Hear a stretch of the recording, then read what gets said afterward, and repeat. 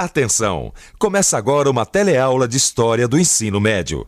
Você vai assistir a teleaula de número 3. Bons estudos!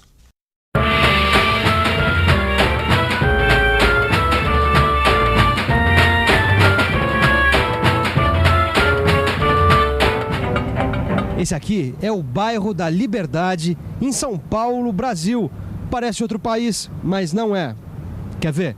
Você é brasileiro? Brasileiro. Sou. Sou brasileiro. Meu pai é japonês e a minha mãe já é brasileira. Ela é nascida no Brasil. Não, japonês. Ele veio de que lugar do Japão? Fukushima. Grande parte dessa gente é descendente de imigrantes que vieram da China e do Japão, países que ficam no extremo oriente da Terra.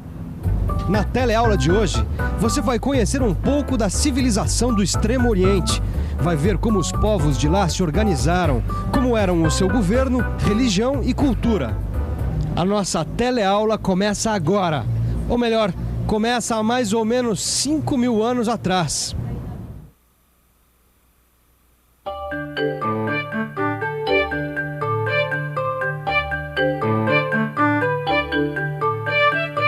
A primeira civilização do Oriente que nós vamos estudar é a China. A China se localiza no leste do continente asiático. O país é cortado por dois grandes rios, o Amarelo e o Azul. Junto com outros rios, eles formam vales longos que fertilizam os campos. Essa terra fértil fez com que muita gente se fixasse nas margens dos rios. Até hoje, a China abriga a maior população do planeta. O território da China é um pouco maior que o do Brasil. No entanto, a população é mais de 7 vezes maior. O clima é variado. No norte, o inverno é muito frio e o verão muito quente. Bom para cultivar cereais como o trigo e o centeio. No sul, a temperatura é agradável o ano todo. Nos vales dos rios são cultivados o arroz e o chá. E no sul também surgiu a indústria da seda. Mas a civilização chinesa começou a se estabelecer definitivamente no centro da China, onde o rio Amarelo desemboca. E começou mais ou menos assim. Centro da China por volta de 3.000 anos antes de Cristo.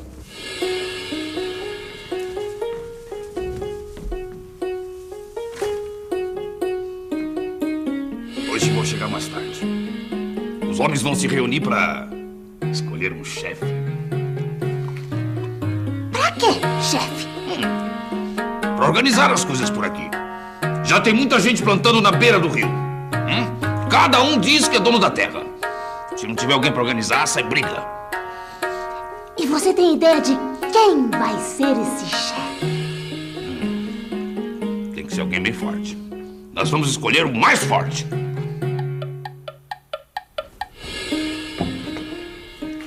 O chefe morreu. Antes ele do que eu. E agora? Os homens vão ter que se reunir para escolher outro chefe. Não precisa. Chefe tem filho, é a mesma coisa que ele.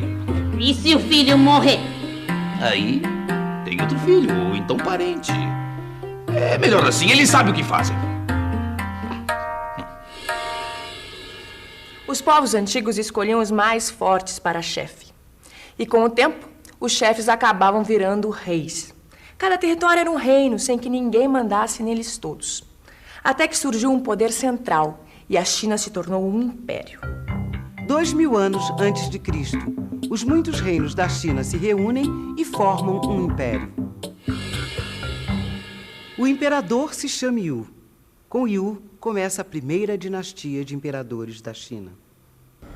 Ah, Gil, quer dizer que um imperador é mais que um rei. Pois é, rapaz. Olha, veja só. Esse Yu era poderoso mesmo. Ele criou até uma dinastia. Dinastia? É. Dinastia é uma série de imperadores ou reis que pertencem à mesma família. Tá certo. Bom, se o Yu criou uma dinastia, é sinal de que o império foi bem, continuou crescendo. Com certeza. O império cresceu tanto que o poder do imperador foi diminuindo, ao mesmo tempo que o poder dos governantes locais foi aumentando. Até que a China foi dividida em províncias, mais ou menos como os estados brasileiros de hoje. As províncias tinham governadores que o imperador nomeava. Os governadores se tornaram nobres e o império se dividiu em principados. Começa aí a época das guerras civis. Estão dizendo que vai ter guerra. E vai sim! Faz tempo que a gente só tem imperador folgado aqui. Enquanto isso, o nobre do Principado só pensa em avançar na terra dos outros. Vai ter guerra civil, sim! Ô Vicente, Oi. Eu tava pensando aqui. Fala. Você sabe o que é guerra civil? É uma guerra entre pessoas de um mesmo império, de um mesmo país. Ó, na China, por exemplo, essa guerra aconteceu entre os principados. Mas agora eu tô pensando uma coisa. Quando será que essa era de guerras civis acabou na China, hein? 220 a.C. O príncipe Qin Huangdi vence a guerra e se torna imperador. Qin Huangdi. Além de inaugurar uma nova dinastia, esse imperador foi o padrinho do país. A China se chama assim por causa dele, que foi responsável pela Idade de Ouro, quando a China se tornou um dos países mais ricos do mundo. Qin Huangdi construiu a famosa Grande Muralha da China, para se defender dos tártaros que habitavam o norte do país. Pequim, China. Queridos pais, estou adorando essa excursão ao país dos meus avós. Ontem visitei a Grande Muralha. São 2.500 quilômetros de extensão por 4 metros de largura. 300 mil soldados participaram da construção. Impressionante. 200 depois de Cristo. A Grande Muralha detém os tártaros, mas não impede a invasão dos hunos, que vêm pelo norte e estabelecem sua capital na cidade de Nanquim.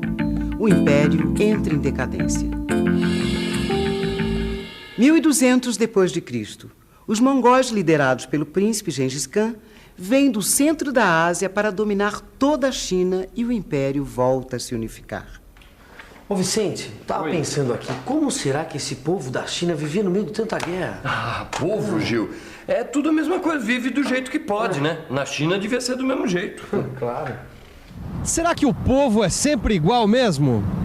Vamos ver. O que acontecia com você quando você desobedecia o seu pai? Na época eu apanhava. Eu acredito que é uma questão de idade. Eu tenho amigos assim que têm uma educação com os pais e são bem liberais. Ele me batia. A família continua, mas algumas coisas mudam. Na China antiga, o pai podia até vender o filho desobediente como escravo. O imperador era o pai de todos os chineses. A sociedade chinesa era formada por castas. Isso quer dizer, o filho do lavrador tinha que ser lavrador. O filho do nobre era nobre. Ninguém trocava de casta ou saía do seu grupo. Lavradores, artesãos e comerciantes formavam a plebe, o povão. As classes nobres eram formadas pelo imperador que governava, os mandarins que ajudavam o imperador a governar e os letrados, especialistas em ler e escrever. Mas, Vicente, olha, especialista em ler e escrever, como é que era isso? Precisava. Na China precisava. Olha o alfabeto deles. Tem mais de 2.000 caracteres. Para entender tudo, o cara tem que ser especialista mesmo. Pois é, olha, imperador, mandarim, letrado. Será que lá não tinha um padre, um sacerdote? Como é que era a religião na China? Os chineses não tinham propriamente uma religião. Eles acreditavam num conjunto de regras que todos respeitavam. Quem criava essas regras eram filósofos como Confúcio e Lao Tse. Essas filosofias têm seguidores até hoje. Os chineses eram avançados em relação às civilizações do Ocidente.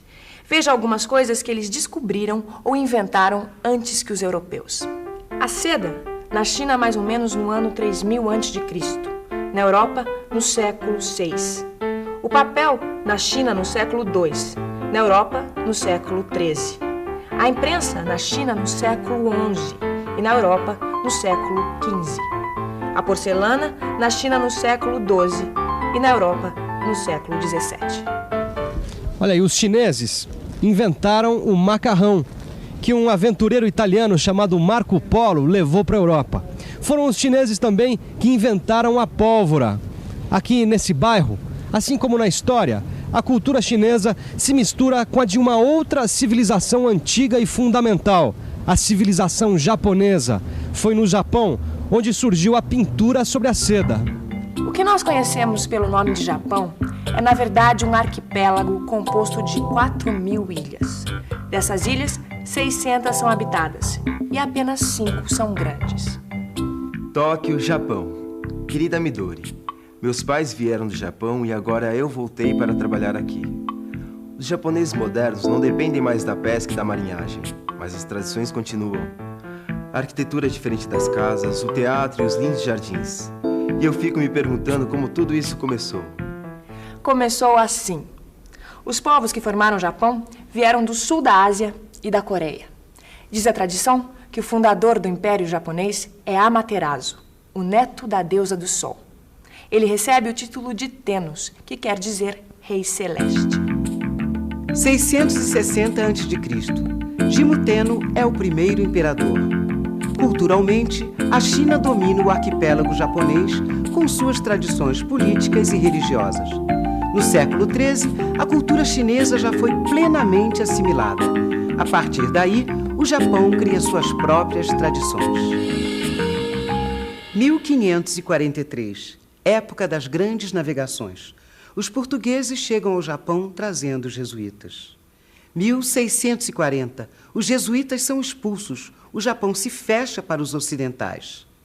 Século XIX, os americanos retomam contato. Ô Vicente, me diz uma coisa. Ó. Oi. A China só ficou conhecida pelos ocidentais depois que Marco Polo foi lá. Isso deve fazer uns... 600 anos, por aí. Exatamente. E o Japão, que ficou fechado durante 2 séculos? Foi. Não, olha, 1640 até a segunda metade do século XIX. Exatamente. Na verdade, tanto os chineses quanto os japoneses, eles consideravam os estrangeiros meio bárbaros, entendeu? Quase selvagens. Na medida do possível, eles mantinham as fronteiras fechadas para estrangeiros. Século V. O chefe de uma família nobre, Yamato, torna-se imperador. No século VI, as ideias chinesas de Confúcio chegam ao Japão. A sociedade se organiza em castas, como na China, e fixa-se a capital do império na cidade de Nara. O poder político é dividido entre o Tenno e o regente, uma espécie de primeiro-ministro. Depois de 3 séculos de guerra civil, o Tenno cai fora do jogo político. E o regente torna-se o chefe da guerra, o Shogun. O Shogun governa os aristocratas, com a ajuda dos samurais, que são os guerreiros. No século XVII, a dinastia de Shoguns Tokugawa cria uma barreira militar que isola o Japão do resto do mundo. Na verdade, Gil, quem isolou o Japão do mundo foi um shogun chamado Tokugawa com seus samurais. E ele nem tinha ideia de como ele ia ficar famoso entre os ocidentais. Mas vem cá, será que os japoneses tinham algum código de comportamento assim como os chineses ou um outro tipo de religião? Não, os japoneses eram animistas. Eles acreditavam que todas as coisas tinham alma e que os espíritos estavam por toda parte. A religião era o shintoísmo. Shintó quer dizer o caminho dos espíritos. Outra religião adotada e modificada pelos japoneses foi o budismo, que foi importado da Índia. Que coisa incrível, hein, Vicente? Hoje a gente fala da China, do Japão, como se estivesse ali na esquina. É mesmo, viu? E olha, que caminho longo a gente percorreu desde aquele agricultor na beira do Rio Amarelo, hein? É verdade. Escuta, vamos ver tudo isso na revisão? Vamos. Vamos lá? E atenção, se liga aí que é a hora da revisão. Na teleaula de hoje, você aprendeu que as civilizações do Extremo Oriente são muito antigas. Viu que a civilização chinesa começou na desembocadura do Rio Amarelo, com a escolha de um chefe. E que o fundador tradicional do Japão foi Amaterasu. Acompanhou a formação e a decadência do Império Chinês. Viu que o Japão, governado pelo Shogun, ficou isolado do Ocidente durante séculos e conheceu alguns aspectos da arte e da cultura do Extremo Oriente. Você pode aprender mais sobre essas civilizações lendo o seu livro e assistindo a filmes, e até olhando em volta. Olha, esse jardim japonês aqui, por exemplo, é um exemplo de como a história está presente em todos os lugares, o tempo todo. Até a próxima!